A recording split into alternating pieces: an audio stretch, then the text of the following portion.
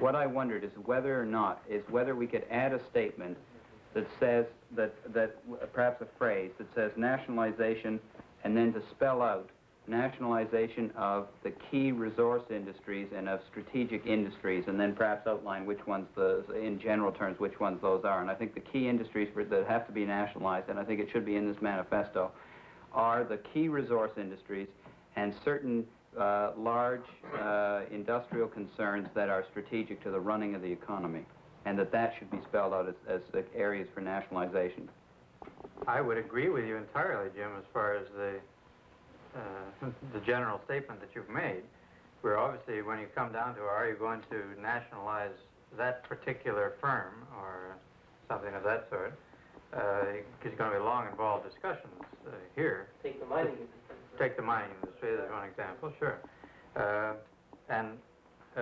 Secondly, this is a tactical thing. We don't have time, you know. There is a limitation on the time in which resolutions can go to a convention, which many of you may not be aware of. So you have to write resolutions and get them in if they're going to appear. Yeah. And it seems to me that what we should be doing, therefore, is that we can't put it in here.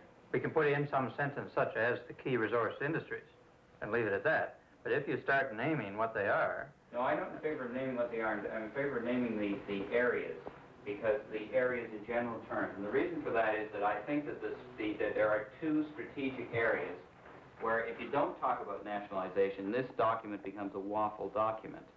This is still waffling because all you're saying is key industries. You know, I don't think it's any less of a waffle, if you want to put it that way, than what is here already. I'd be happy to see it there, but I don't think it's... It makes the waffle more precise. It makes the waffle a little more precise. Yes. I think the symbolic significance of the manifesto is that we're committing ourselves to nationalization.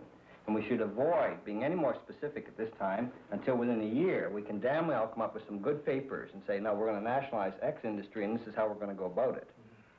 You know, I think in terms of the convention, if we say we're committed to nationalization, and then we can frankly say, well, we don't know right now, damn it, we're going to do some work, and we're going to then say X, Y, and Z sectors of the economy should be nationalized.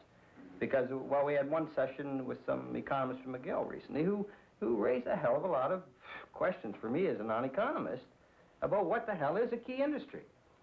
But if you say because some McGill economist, and you're not an economist, has said, well, I don't know what the key industry is. I'm not an economist either, but in BC, I think it's the forestry. I'm not certain, but I think it's the forestry.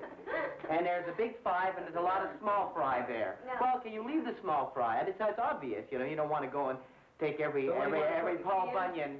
I would say the key industries, resource and otherwise. I would say that. Resource and otherwise. Yeah. All right, well, the consensus then seems to be key industry, basic resources, and finance and